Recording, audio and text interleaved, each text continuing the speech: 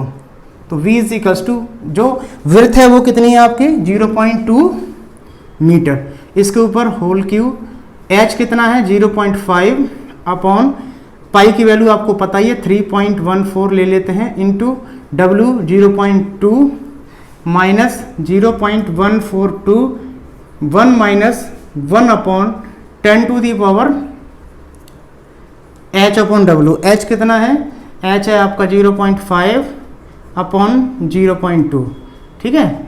ये आपकी इसके ऊपर पावर लगा दी। थोड़ा सा इसको मैं कैलकुलेटर से सॉल्व करूंगा। तो जैसे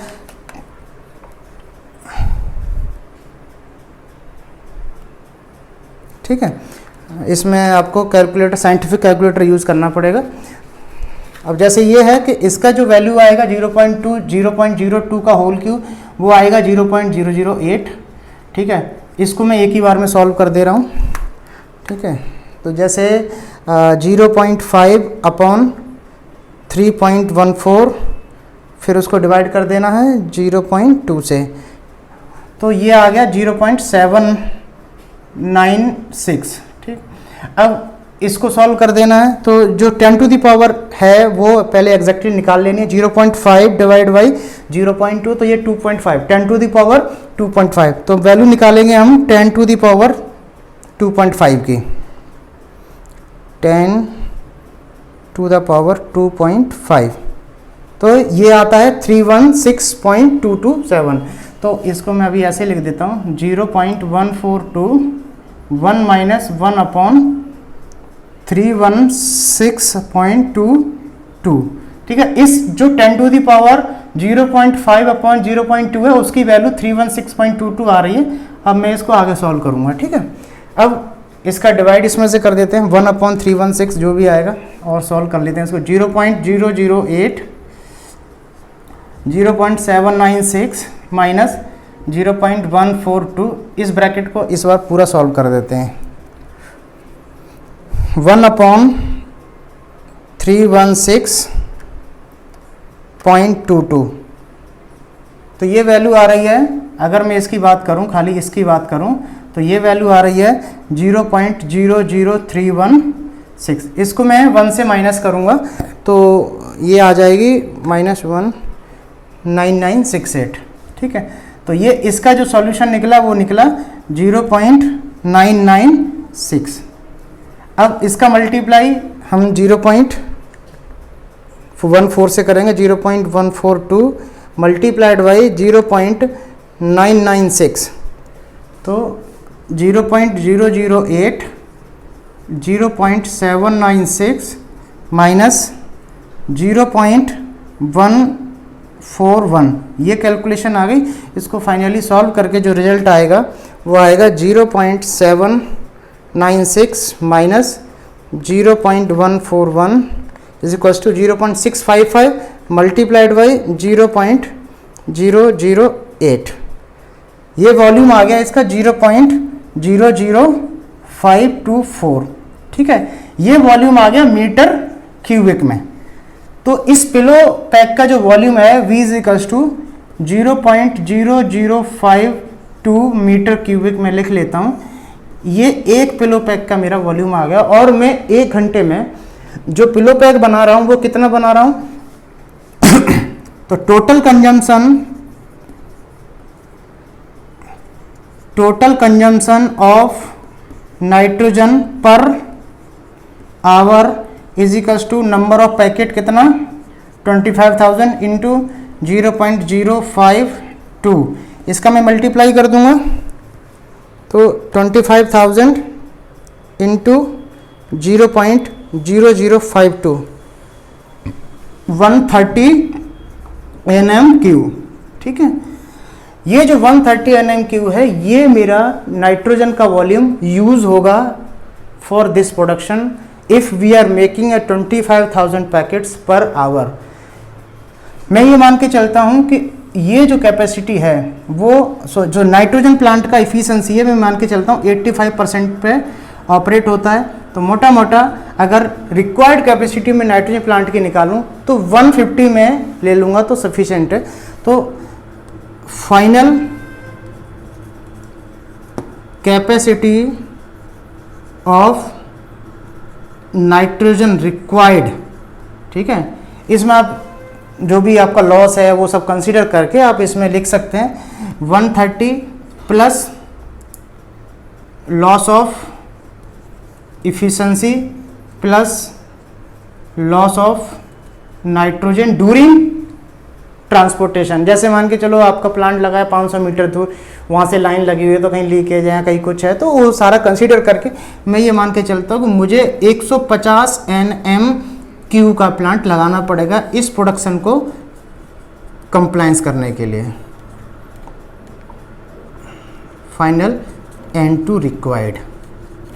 ठीक है, तो ये मेरा एक टेंटेटिव डिजाइन हो गया कि मुझे 150 nm³ का प्लांट में लगाऊंगा, तो मैं इस पैकेट के साइज जो इस पैकेट का साइज है उसके अकॉर्डिंग 25,000 पैकेट बनाऊंगा, तो उसके लिए ये प्लांट का सफिशिएंट वॉल्यूम रहेगा। तो हम इस तरह से डिजाइन करते हैं कि जो भी मेरा कंजम्पशन है वो कंजम्पशन कितना है, उस कंजम्पशन को निकालने का तरीका क्या है, और उस कंजम्पशन जो 1 घंटे में कंजम्पशन हो रहा है उसके बेसिस पे हम प्लांट का डिजाइन डिफाइन कर सकते हैं। तो ऑल ओवर ये इन्फॉर्मेशन है। और अगले वीडियो में आपको नाइट्रोजन का जो वर्किंग है, नाइट्रोजन सेपरेशन का वर्किंग है, या जिसे हम PSA टावर बोलते हैं या फिर नाइट्रोजन प्लांट बोलते हैं, तो उसका वर्किंग किस प्रिंसिपल पे होता है, कैसे करता है, वो किस तरह सेपरेशन होता है, किस तरह से CMS वर्किंग करती है, तो वो सारा का सारा इन्फॉर्मेशन मैं अगले वीडियो में कवर करूँगा। So thank you very much.